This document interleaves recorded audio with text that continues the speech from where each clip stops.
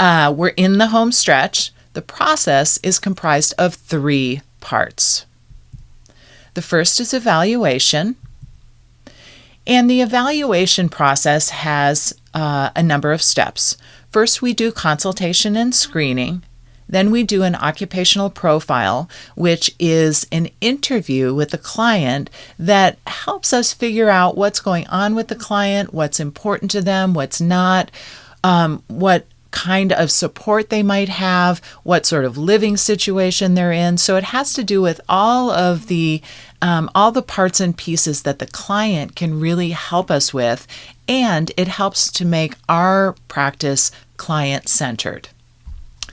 The last part is the analysis of occupational performance.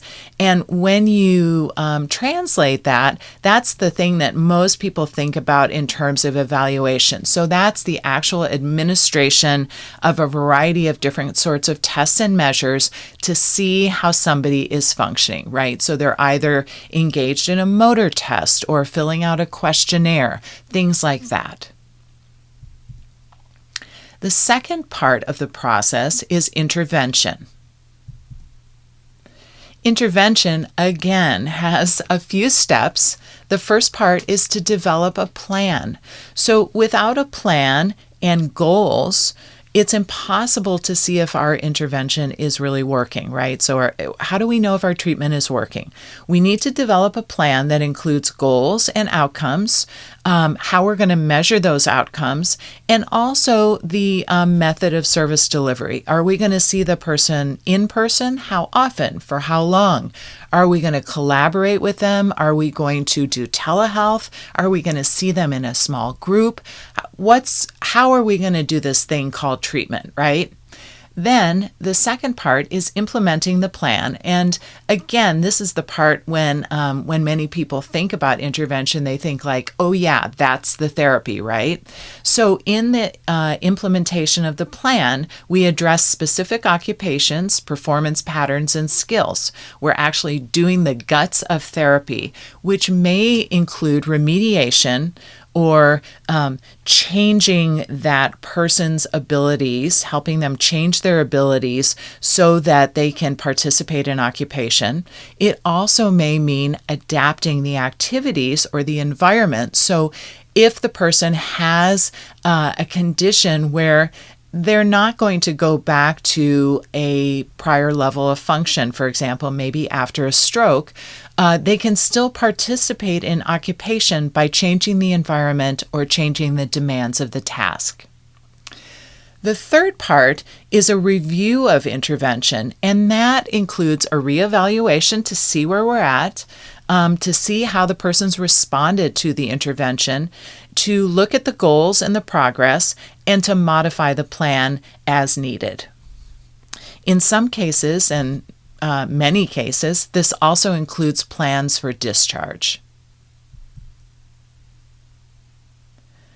The third part is the outcomes.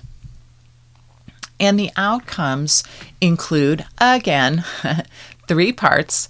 The outcomes themselves are the measure of progress towards one's goals, and they identify a change in occupational participation.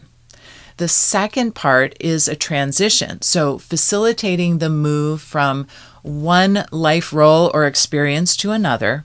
And then the last part, which we're looking at when we do intervention, but we're not addressing until this last phase, is discontinuation of services. And that happens after the goals have been met, or in some cases, the client chooses not to participate, and the implementation discharge plan supports the client in many cases after discharge or discontinuation of services.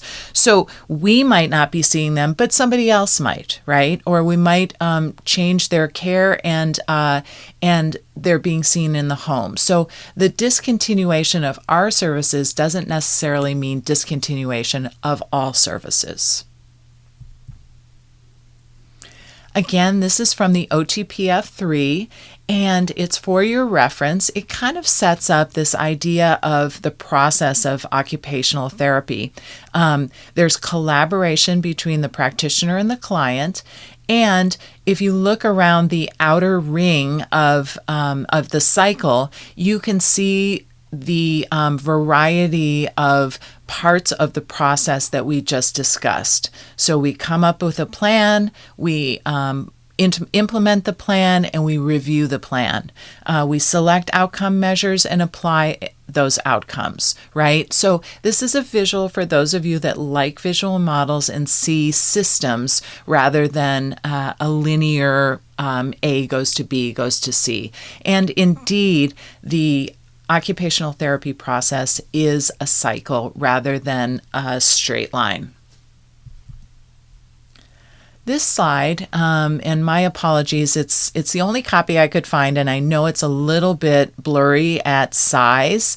I'd really try very hard not to give you blurry photos, but this one is a comparison between the ICF and the OT practice framework. It's really nice because it shows you the parallels between those two documents and how they kind of fit together.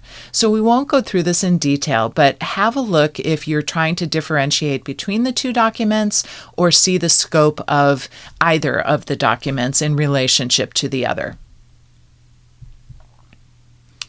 Again, this is from the OTPF 3, and it is the occupational therapy domain and process. So it's the other two visual models or three visual models that are all merged together to show you this kind of three-dimensional cyclical process that we call occupational therapy. You don't need to dig into this, but again, if you're a visual learner or you really like to see the overarching view, this might be a nice visual for you. All right, congratulations. You made it to the end of the OTPF and the ICF lecture.